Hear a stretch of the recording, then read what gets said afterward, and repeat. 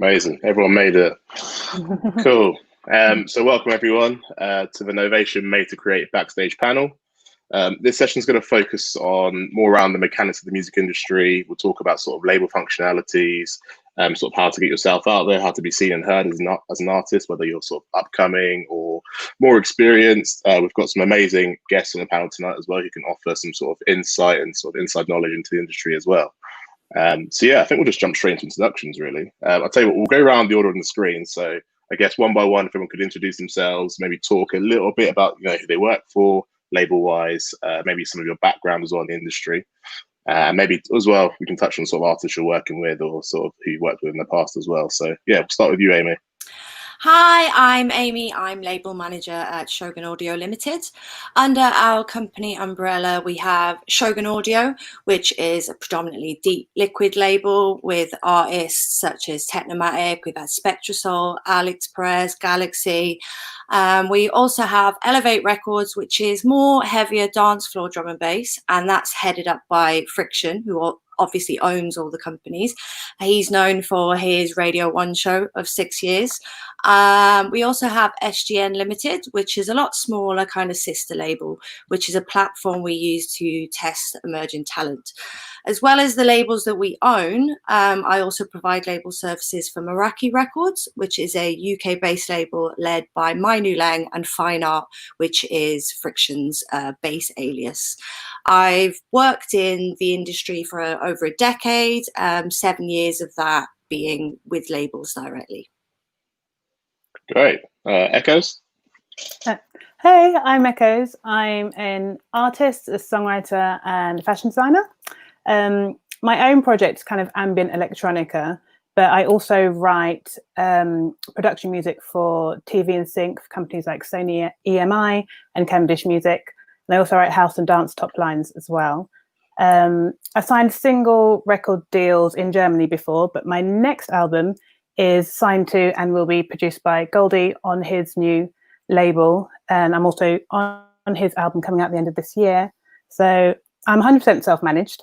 And I've also just started a company called The Artist Couch, which is for emerging artists to kind of be in a holistic space where they can figure out what their next best step will be in the music industry.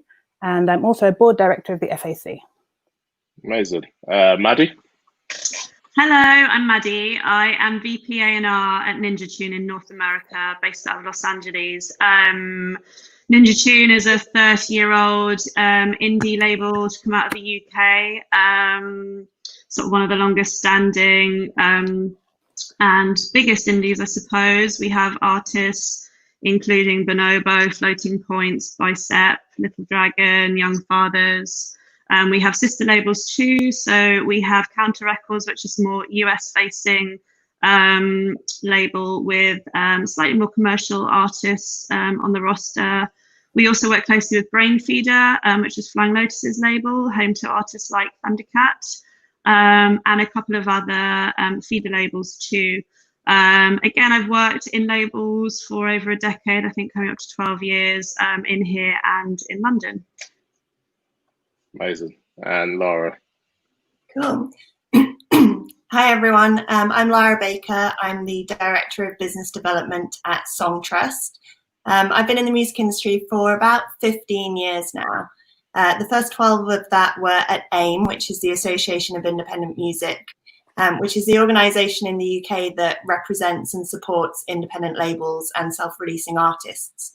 So I had the pleasure of working with Shogun and Ninja Tune and loads of other brilliant labels when I was there as the marketing and events director. After I left AIM, I was self-employed consulting for BBC Music Introducing Live and for the Great Escape Festival and Musicians Union and lots of other kind of industry bodies and events. And then just over a year ago, I kind of moved to a different part of the industry, and I'm now in the publishing world at Song Trust. And Song Trust is the world's leading publishing administration company. So it's all about giving writers at any stage of their career, you know, whether they're really successful or whether they're on their first few songs, the opportunity to collect the publishing royalties that they're due on a global basis whenever their songs are streamed or performed live or played on the radio, etc., etc. Awesome. Great. Well, thanks again for joining us, guys. I know we're kind of in various parts of the world and it's late for some and early for others, but yeah, it's definitely really appreciated. So I guess, yeah, we'll start with kind of talking about the basics of sort of labels, the functionality, and kind of how you guys see them sort of both sort of serving the artist and also helping promote and yeah, helping get music out there. So I guess we can start with Maddie. Kind of how would you describe a label firstly? We'll kind of start really basic. And how would you describe the primary goal? Well, I mean, obviously a label is a way to distribute and market an artist's music. I think, you know, nowadays, obviously there's so many different elements to labels and how they work, how they promote, depending on the different service that artists work for. There's obviously more traditional label deals that focus, you know, kind of through advances and I suppose traditional forms of promotion. All the way through to label services. And really, I mean, the way that I see it and the way that we work within our infrastructure at Ninja Tune is essentially it's about amplifying an artist's vision and amplifying that globally and getting the music out to as many people as possible on a international level. Right. And I guess Amy, sort of same question. To you as well. Yeah, so I agree completely with Maddie there. And I think it like, obviously it's easier for a label to look after the admin side, like the contracts and agreements, and basically allow the artist to be the creative so they're not bogged down with that stuff.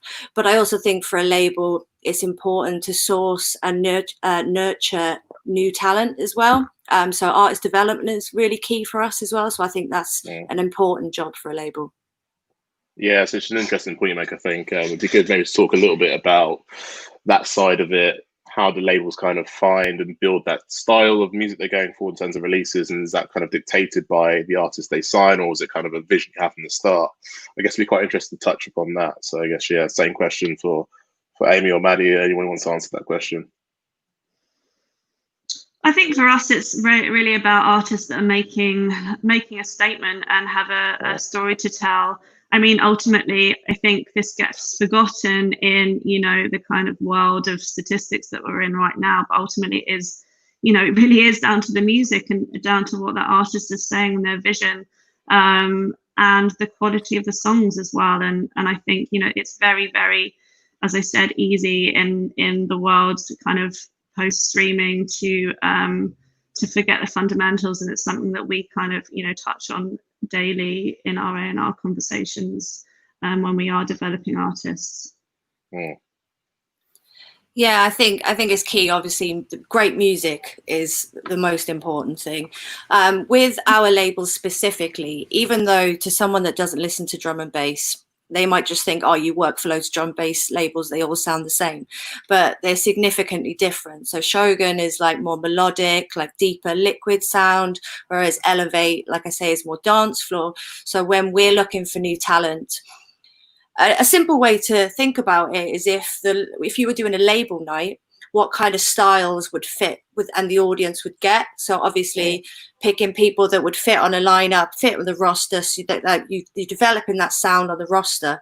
Obviously that's not the same for all labels, but that's kind of like how we approach new artists, basically.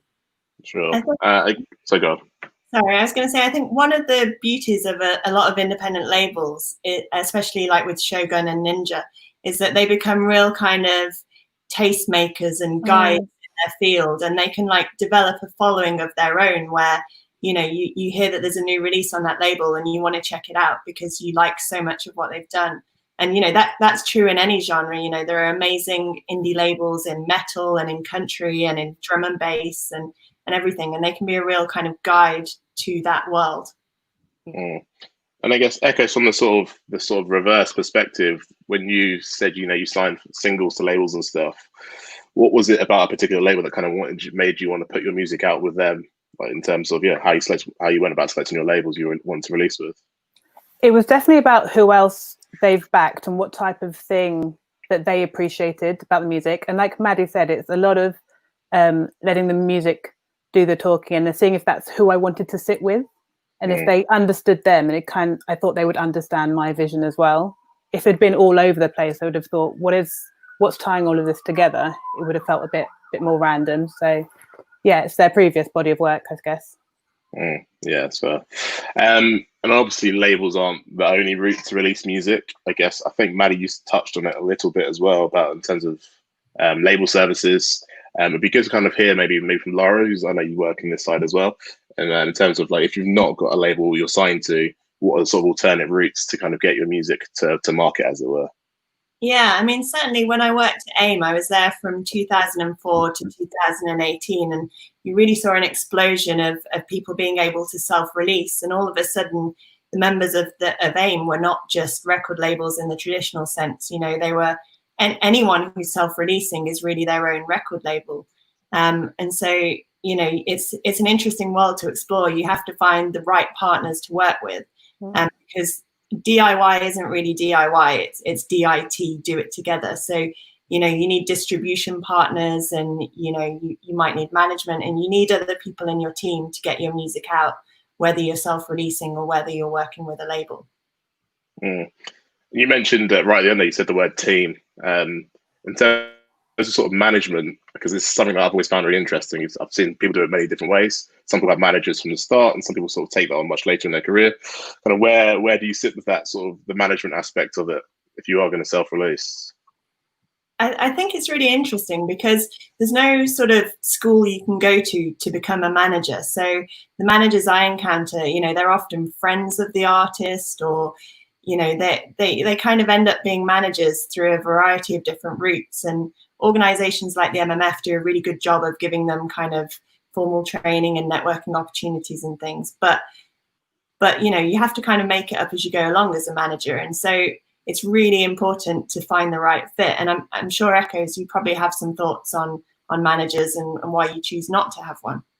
Yeah, I mean, I've had a couple of trials with managers before, and I just think in the music industry and like everywhere else, like it's better to be alone than in bad company, because it can actually slow you down having a manager that has a vision that's different to yours, or isn't actually doing much and just kind of waiting for 20%.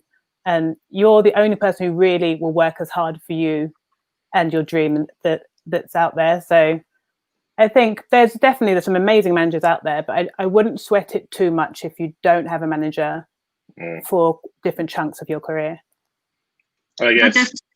No, I was just going to say I agree with that. I think, you know, nowadays so much can be done individually, and I think you know, even to the point where, you know, Spotify love to hear from artists direct. I think there's definitely a kind of culture that harbors artist development, you know, independently. And I think, you know, even labels are coming on at a later point than they were, you know, 5 to 10 years ago. And I think it's the same with management. I think in a way for artists, there's a level of expectation to reach a certain point alone, or, you know, doing their own thing, creating their own vision before having, you know, a manager or a team come on board. And I don't think there's, as you said, Laura, there's no kind of way of doing it correctly. But I think there certainly is an element that I think, you know, this industry now really supports more self-sufficient artists, even to the point where you're making, you know, anybody can make a very, very high quality, like produced track in their bedroom. This wasn't the case, you know, kind of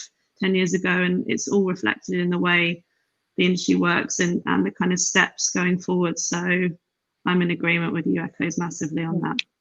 And I guess from a label perspective, would you say that, I guess if you do go down the route of like an exclusive signing, is management necessarily needed at that point? Do the label take on a bit of that responsibility? Like, how do you see those kind of pieces fitting together? I think there needs to be an equilibrium between teams. You know, we've really struggled with campaigns in the past when there's more energy coming from the label side than there is the artist team side. You know, it works best, and our biggest success stories have been when management or artists have provided us with the content that we can then take and roll with and work together. I think just when that dynamic is off, or likewise, you know, if you're an independent artist or an artist management team and you end up working with a label who just haven't got the time for you, or, you know, they're not prioritizing you, it can work that way around. But there needs to be, I think the magic really happens, you know, it's so difficult to break now as an artist, and I think it really does have to come from both sides, and it is when, you know, for us it's a lot easier to work with teams who are providing us with all of the content and assets that we need to really run with and create a meaningful cut through campaign. Yeah, I think the label has obviously got to look after the artist, and so's the manager. But going back to what you say in Echoes, the manager has to have the same objective and the same vision. And then that can be a great team. Like, I've worked with an array of different managers over the years, and some have really enhanced it and some have kind of dragged you back. You've got to realize that you've all got the same objective. You all want to work for the artist. And another point actually on getting managers, obviously I can only speak for the genre that I'm in, but I have noticed more recently, probably over the past 5 years, very young emerging talent like DJs that have had like one release are jumping to get management straight away. Like, they feel under pressure that is kind of like them becoming established. And that's not the case at all, because 9 times out of 10, like you say, Lara, is their friend that doesn't know their ass from their elbow. You know what I mean? So, I don't think new artists should ever feel pressured into getting a manager straight away by any means. It's interesting. And Echoes, I'm sure you've had this, but I've also, you know, there's countless stories we've had where artists been working with, you know, very, very big management teams, and for whatever reason they're not getting prioritized or the vision doesn't line up. So I also don't think, you know, securing a sort of high profile manager will necessarily lead to success with that artist. It really is about you at the end of the day. And I think, you know, for new artists out there who are listening to this, you know, I don't rest on your laurels with this stuff, and don't rely on other people to, you know, build your brand, because really only you can do that ultimately. You know, we want to work with artists where the vision is coming from them. Like, that's a dream. It needs to feel natural and organic. And I think that it really only works when that happens. I'm not a believer of a sort of, you know, obviously I'm from indie background, but I'm not a believer of manufacturing artists or pushing an artist's vision into down a road of something they don't want to do. It never works, and it just feels a little bit kind of fraudulent. And so I don't think as a new artist, it's really about you at the end of the day. And I think it's really important to remember that. Definitely. They've got to bring in opportunities for the artists, because at the end of the day, 20% of nothing is nothing. So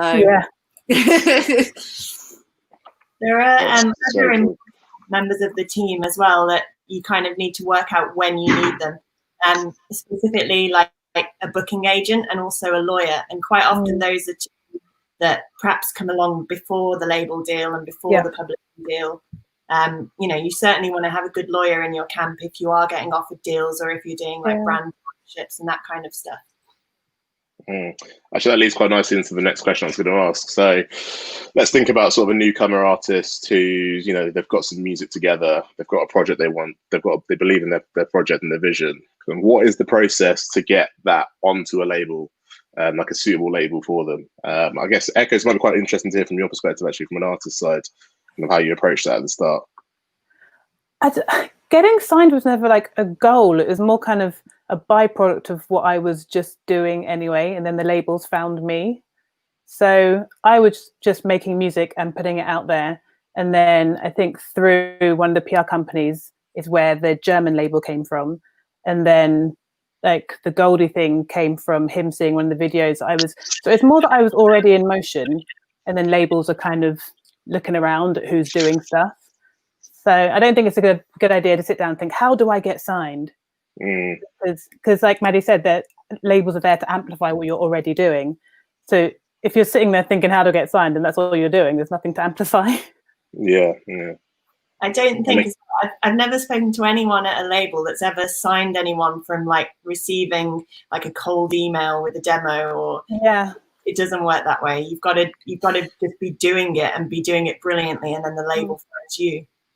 Yeah, exactly. And I think as an artist now, you know, the tools are out there, and you know, often when we found artists early on in the process, you know, we've often encouraged them to release independently or just carry on building. You know, to my point earlier, it is, you know, so much can be done independently now. We're in this amazing time for new artists in a way, because, you know, there are so many opportunities to connect directly with fans. And I think, you know, really my number one aspect to your question, JC, is really about, you know, finding an audience and building a fan base. I think, you know, connecting with fans is something I think that any label would want to see, you know, majors, indies alike. And, you know, all of this can be done yourself. And, you know, to what Echoes was saying, it's about just doing your thing, building that yourself, and the labels will find you. If you're doing something meaningful, I'd like to think anyway, you know, I'm optimistic about that, but perhaps a little naive. But,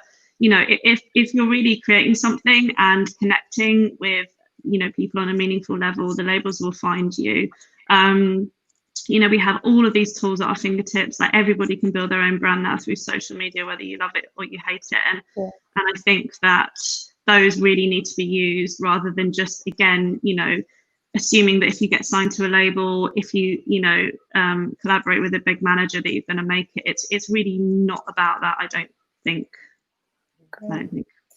I think it's really important, once you establish your sound and the direction that you as an artist want to go in, to do your research. Like, look at the tracks, look at the artists on those labels, and can you see yourself amongst those artists? Can you imagine yourself on a lineup with the rest of the roster? This sort of thing. And I think it's kind of, you need to work out what is good for you. Not just, oh, that's a bigger label, so even though my style is slightly off, I'm going to go there. You need to think long term. And in terms of, if you are approaching labels, don't send a blanket email to millions of people that is so impersonal, and don't send a download link. Like we're all very busy people. Make it as easy for them to hear your music as possible, and as easy for them to contact you. And just make it really simple and clear. But yeah, God, I think it's hilarious when I get a demo through and they forgot to BC instead of, no, they forgot to BC and they CC. And it's like, oh, well, you know that those 20 people on CC are now never listening to your demo. Think, just like, do your research, tell them what track, like if they've got a recent track on the label, just go, I really like this that you've really, and make it personal, not just impersonal blanket mails, because they're not appreciated. Yeah, it's an interesting point. I guess as well, given, you know, the hot topic at the moment with lockdown and COVID as well, I'd be interested to hear about how you guys think you can build audiences almost completely remotely. I know we've touched about social media and things, but yeah, maybe just dig a little bit into that in this current climate as a newcomer artist. What are some things they can be doing to sort of help get themselves out there? Who wants to go?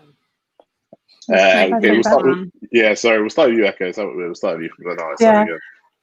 I think there's been a blessing and a curse this time, because I used to play live so much I didn't always have time to do like all the quiet stuff. So stuff like content creation, like without the distractions of having to play gigs and stuff, you could do so much of that right now.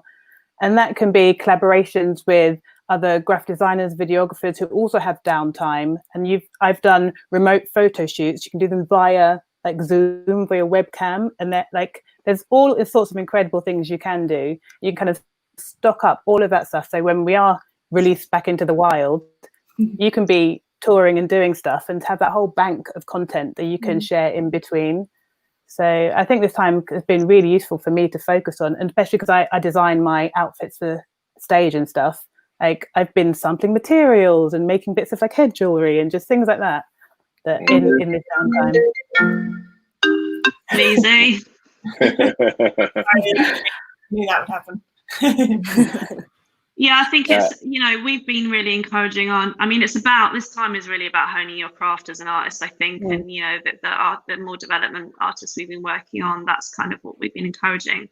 I think, you know, you touching on the visuals and content is really interesting. I think, you know, again, going back to what I was saying about, you know, that there's so much new music out there now as an artist. You know, it's just a sea of tracks. And I think, you know, with playlist culture, the way people are consuming music now, it's becoming increasingly difficult to really cut through as a sort of, you know, an album artist or, you know, a long-term artist. And I think one of the things that we've been really focusing on at Ninja over the last few years is, you know, making sure every one of our artists has like a cut through aesthetic and like a meaningful visual palette, basically. So, you know, everything should relate back to the music or the album. So if you are an artist, you know, promoting your first EP or whatever it is, just really think about that. And, you know, every single piece of content that you're working on, from like, you know, Instagram video to, I don't know, whatever it is, digital ads, whatever you're going to be doing, it all just needs to come back to the album, to the body of work that you're promoting. And, you know, it's invaluable. Everything from press shots to album cover artwork, it just needs to be, you know, succinct. And I think that is really helpful. And I think without that, if you've got like, you know, if your content's a bit messy and all over the place and you don't really have a visual narrative to go with your music, you're just creating more difficulties for yourself, essentially. Yeah, I completely agree with that, Maddie. And I think that's always the case and what it should be. And I think during lockdown, where the online space has become even more cluttered and busier than ever, then that content needs to stand out. And like you say, it does need to relate back to the music. Your content you need to think outside the box, like simple things like, obviously DJ streams online on Facebook, Twitch or whatever.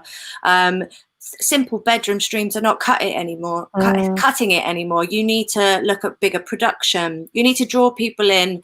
Like, for example, on Friday night, John JC is actually part of a duo called Galaxy, signed to our label, and they played at a live stream we did, which was basically in a big studio, 4 or 5 cameras, full production. We had a Zoom party where it was a private Zoom party which we extended to our super fans. We brought them into the live stream and they appeared, and you had that interaction. So it wasn't just sat home watching a bedroom live stream, watching the MC get cussed in the Facebook chat. It was a two-way thing, and I think people are having to think more outside the box with this more than ever. And hopefully we will be back in the club soon, but I don't think the lack of attention to detail and creativity will ever change. If not, if anything, it'll just get worse. Also, I think it's like keeping it personal. It's like, you know, really engaging with an audience and a fan base. And, you know, I think obviously this can be killed on social media. Like, use all of these elements at your fingertips. It's like, really, it's about, you know, your ultimately it's about your connection with fans, and artists need that in order to grow and develop. It's about your art and how that impacts people, you know, emotionally, in their day-to-day lives, and just, you know, we've got all these tools to do this now, and just make sure you're using them. I know it can be hell using social media, but, you know, it is unfortunately just one of the key ways. I think right now, you know, it's a big loss at the minute. Like, live is such an amazing way to create fans and engage with them, and it is really difficult. And, you know, we're having, you know, conversations daily about how we get around this. But I think, you know, it's really about finding ways to connect as closely and on a personal level as possible through visuals, through whatever it is, and really saying something to your fan base.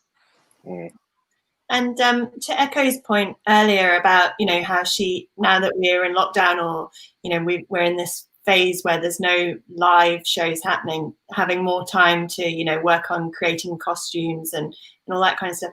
It's also a really good time, and this is very boring, but it's also a really good time to get your house in order in terms of rights and registrations and stuff. And certainly at Song Trust, we've seen, you know, a real surge in people who have been probably just too busy thinking about other stuff normally, getting in touch and saying, right, I want to make sure my songs are registered globally. I want to make sure I'm collecting everything I'm due, because, you know, I'm not busy touring and I don't have that income coming in, and I need to, you know, really get my house in order.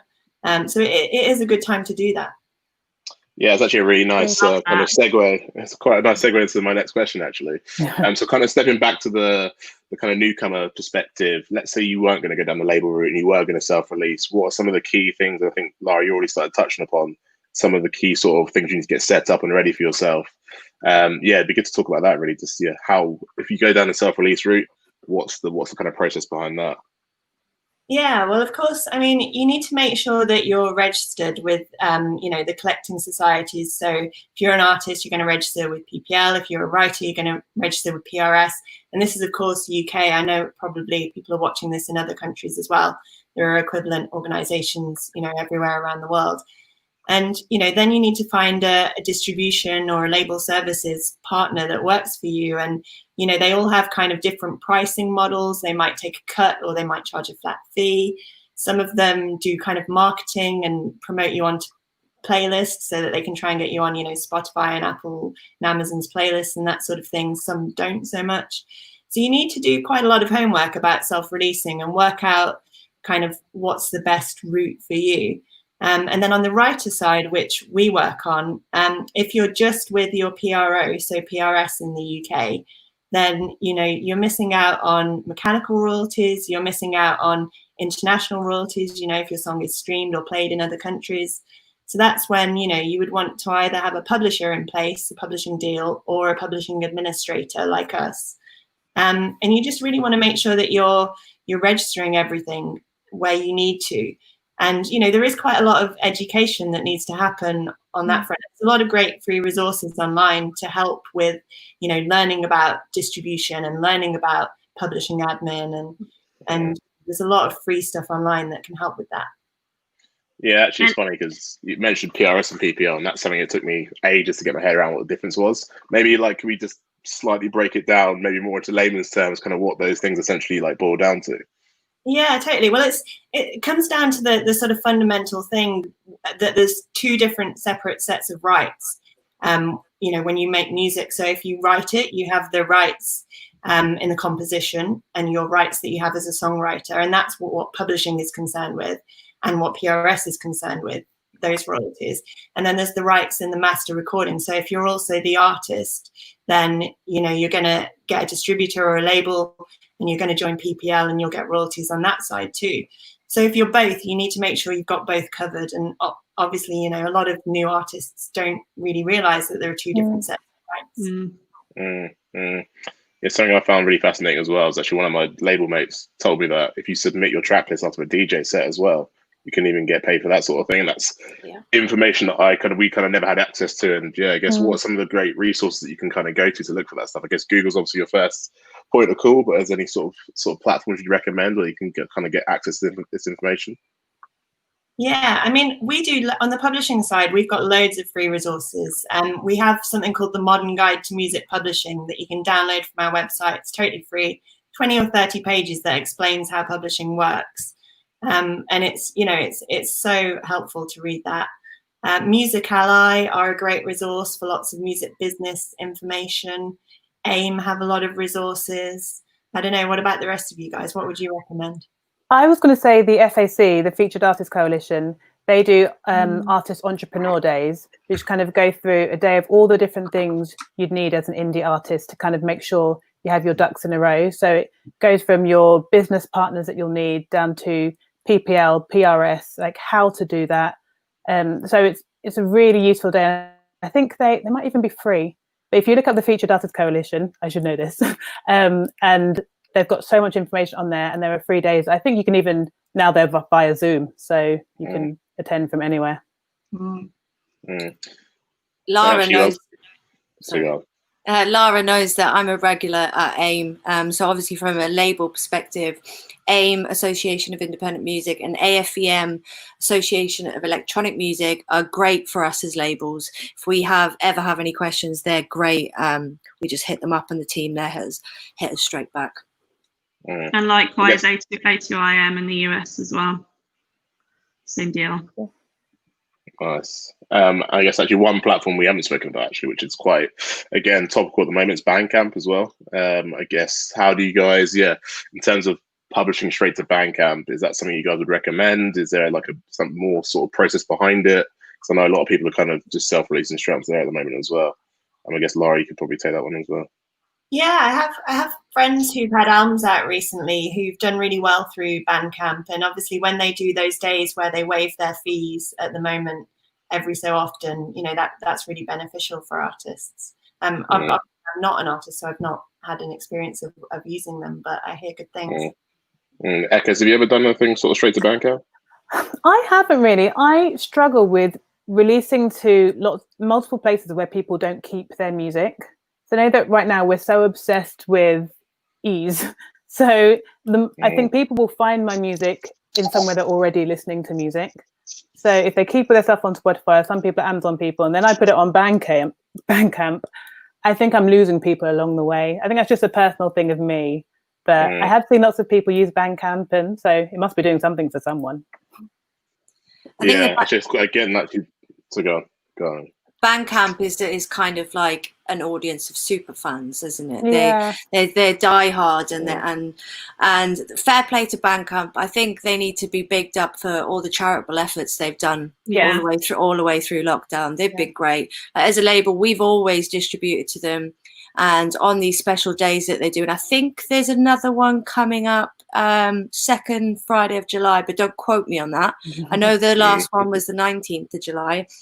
As a label, we've been working them, giving away our label share. So yeah, Bandcamp definitely need to be bigged up for all the work that they do with self-releasing artists and the charities. I guess as well, Bandcamp, maybe the way that sort of the industry's changed, the model's changed with, as you said, Echoes streaming over sort of owning physical music. Yeah. I guess it's maybe not the most effective channel, but I guess that's actually my next question. Sort of in the last 10 years, from a label's perspective, how have you seen your model change, and what have you had to do to adapt to the kind of the inevitability of streaming being king? I mean, I'm sure Amy will agree. I think all labels have had to adapt and obviously prioritize streaming. It's it's way and above the main source of income for most artists and labels now.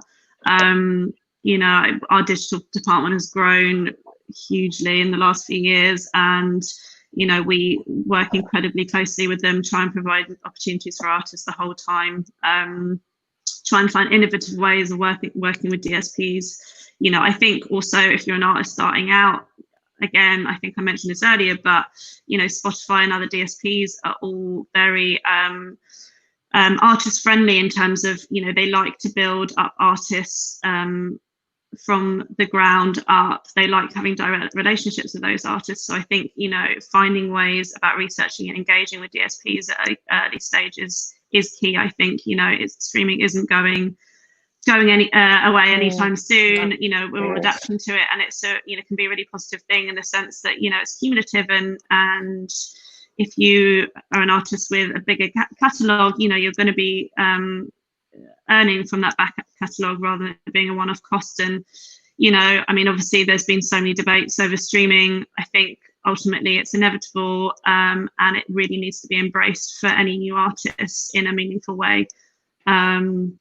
So doing your research and trying forming those relationships early on would be some advice I would give, and something that we definitely take extraordinarily seriously at Ninja. I think releasing music now, there's so many more boxes to tick, as you like, but with that there's also so many more opportunities for an artist. Like you say, it's key for us as labels to be having those relationships with DSPs and getting the music out there.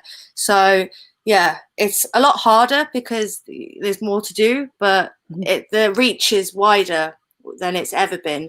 And going back, Maddie, what you said about the back catalogue, one thing that I think is really great about DSPs is, like, I'm in my mid-30s, and when I go to a Shogun night, there'll be someone that's 21. And the Shogun audio music that I listen to, they probably never heard of. But with the power of playlists and DSPs, being able to re-educate people on back catalogue now is great. And obviously then the artists are re-earning and replenishing all of that content and copyright for years to come. So yeah, we all got to embrace it, definitely. Yeah, I think we could spend the next hour debating whether streaming is a good or bad thing for the industry, but I honestly think that's irrelevant now. It's a conversation that has to be had. I think this conversation that obviously is ongoing, but it's part of the industry now. It's part of the game, and it can't be ignored, for better or for worse. And it's about using DSPs as allies rather than anything else.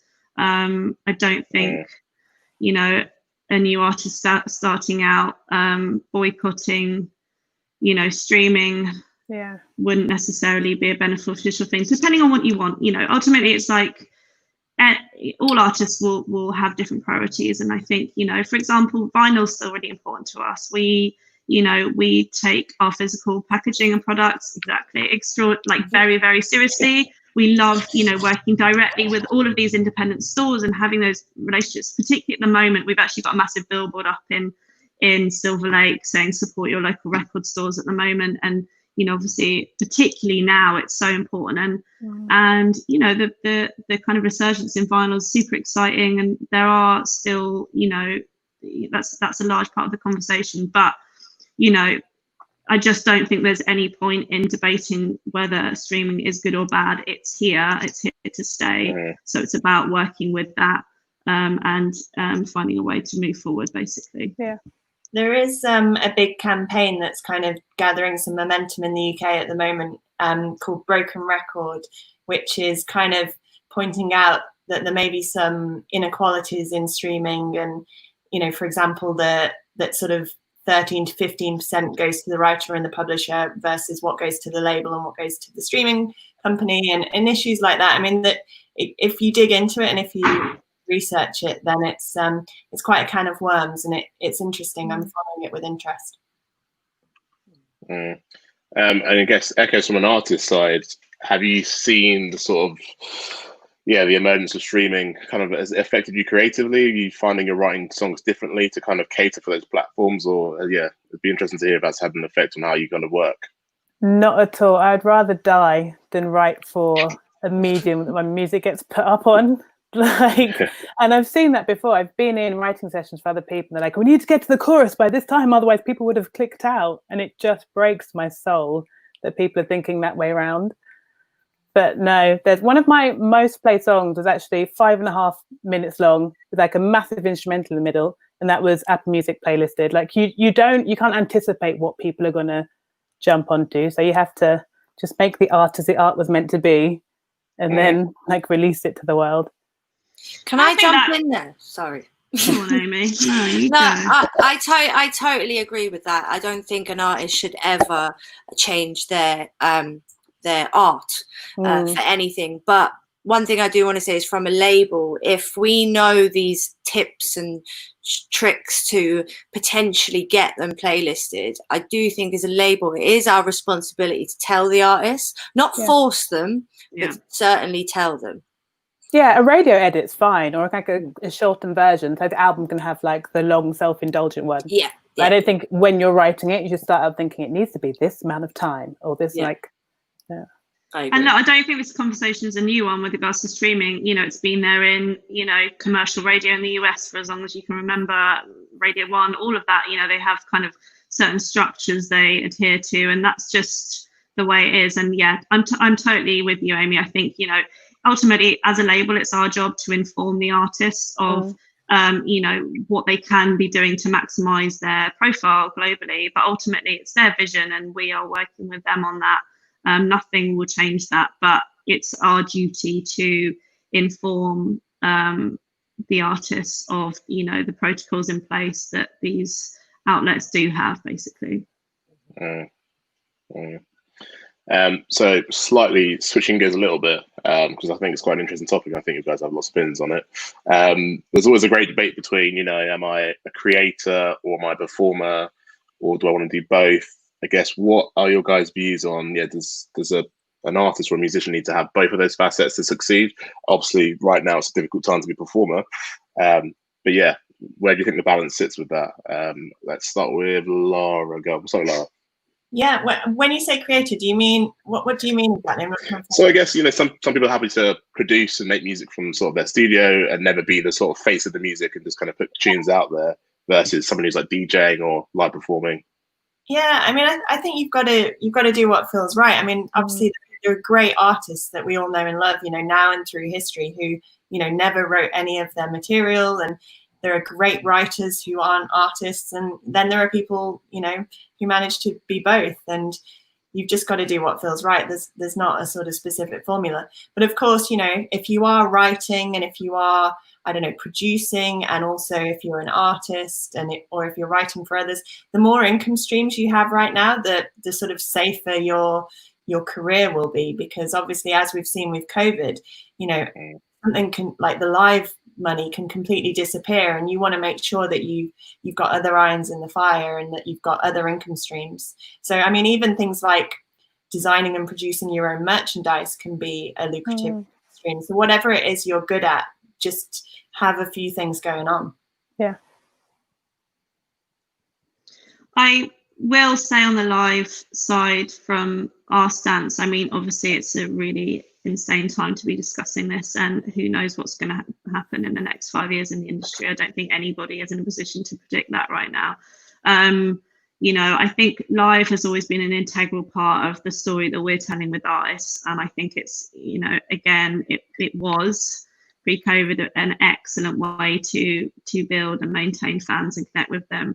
I would always encourage, I guess, to your point, Lara, artists to do as many of those things available to them. You know, I think it's about, you do really need it all now to cut through, as I said multiple times. And, you know, it really does help. I think, you know, from our perspective, we never, you know, live element is never involved in our deals or anything like that, but it's a huge part of the narrative when we're building campaigns and timelines for our artists. And, you know, up until March this year, it was an integral part to any campaign that we were working on. So I would always encourage artists to have a live outlet or a way of playing their music live personally. Yeah, well, that's the thing, isn't it? Lockdown has proved that it's not impossible. Like, I've been working on an album by Forward, which is out on the 31st of July, little plug. And we, unfortunately, lockdown started at the usual time that we would have started the club promo on that. But it's still doing really well. And obviously people have put it in live streams and things like that. But being put and performing in front of the audience that you're trying to engage with is obviously going to be invaluable to an artist. But one thing I will say is I don't think you have to 100% perform. Like, there is one artist that I should big up. I'm getting feedback, sorry. Who's signed to Hospital Records. He's called Mike Kiss, and he's never DJ'd as far as I'm aware. And he puts out great music, and he's got a great audience. So what he does is he does a lot of stuff on Twitch where he does production tutorials, he does breakdowns of his own tracks, he does demo listening sessions. And I think that's the thing with the technology that's available to us. You can reach an audience without standing in front of an audience. Yeah. And going back to what Lara pointed out, it's got to be subject to whatever that artist wants to do and their personality and their objective. So I don't think it's 100% necessary. Obviously, you're always going to gain from live, but there's ways and means. Echoes, how do you feel? I think I agree with all of you that you have to do something. You can only do it because you love it, because everyone will see. If you're standing on stage and you just want to go home, no one will be happy anyway. So you have to love it, especially for the times when it gets tiring on tour, when it gets not as fun and then comes back up again. Like, you have to generally do what's in your soul. So if you can find ways around that, or you can DJ with a front person that takes some like pressure off you or stuff like that, or a collab, or a vocalist that jumps on. There's lots of different ways you can get around it if you don't like being the person standing there on stage. Yeah, no, that's a good point. Cool. I'm kind of getting to the bottom of my question list actually at the moment, but one area we kind of have touched upon but haven't maybe given a lot of attention at the moment is kind of, again, just back to that sort of, I guess admin might be calling it a disservice, but the whole collecting royalties, and that's the monetary side of it, because I guess that is part of the reason people get into music, maybe not the prime reason, hopefully not the primary reason, but I guess Lara, is any sort of extra advice or points you wanted to make upon sort of in that subject area? I mean, certainly what I find in my role is that basically royalties are earned when your song is streamed, or when it's played on the radio, or when you perform it live or whatever.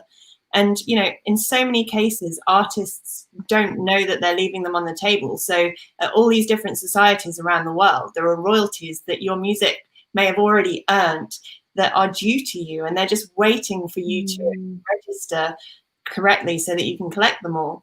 And actually, it's a really lovely part of my job when, For example, I signed up a grime rapper who's very big in the UK. He's been massive for 15 years. He's done songs with The Prodigy and, you know, Skepta and loads of people. And I signed him up recently, and he's never had publishing admin before. And there's so much money out there due to that just needed him to take that step. And, you know, it's a lovely moment. Obviously, publishing takes a really long time. So it's a kind of a long game in terms of collecting what you're due royalties wise. But it's really nice to know that, like, every time I kind of explain this all to someone and they register, that, you know, it's going to unlock all this money, which is already theirs. Mm. And those companies are not going to come knocking on your door offering it to you. Yeah, and you've only got so long to collect as well. I mean, it varies by country, but in terms of the writers that the royalties that you're due as a songwriter, after 2 or 3 years, they go into what's known as the black box, and they get redistributed to, you know, other songwriters, your Drakes and your Ed Sheerans and, you know, all the high earners. So you really have to kind of get your house in order and get your registrations made so that you can get those royalties before they get redistributed. Awesome. Get your money. It is very important. Great. So I guess we can close up by just saying, I guess if you guys could just give one piece of advice. I know there's a few, I've noticed in the chat, there's a few people that kind of had a few questions about upcoming, like how to get started as an artist. Yeah, if you could give one bit of advice, one really important bit, and I think I kind of know what some of you are going to say already, but be interested to hear it. Yeah, what would it be? I guess we'll start with Amy, we'll go around. Does it have to be one, or could it be like a collection of You can tell you what, you can both? do more than one. You can do more than one. That's fine. Well, the be all and end all, the most important thing is the music. So develop your sound and be happy with it, and develop something that you're comfortable with to take forward.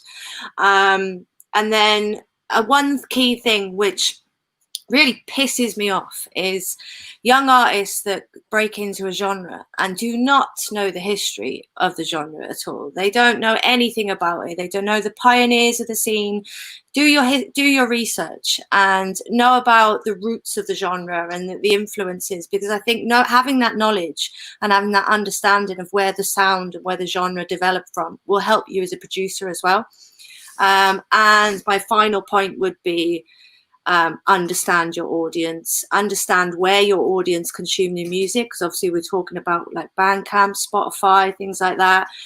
Yeah, understand where the audience is that you're trying to target, basically. Yeah. Amazing. Echoes? I would say, like, don't get too caught up on like pointing at things really far away, like Wembley, and being like, I want to be there. Like, how do I get there? Like, from where I am, because like there are so many little steps in between that. So I think if you just focus on what the next thing you can do is, and you take that step, then that step, and then you'll look up and like, oh, I'm at Glastonbury, or I'm at somewhere. Like, it's all about making it kind of bite size. And that's what, if you contact me, the Artist Couch, that's what we do in our sessions. We look at like, what is the next best step for you?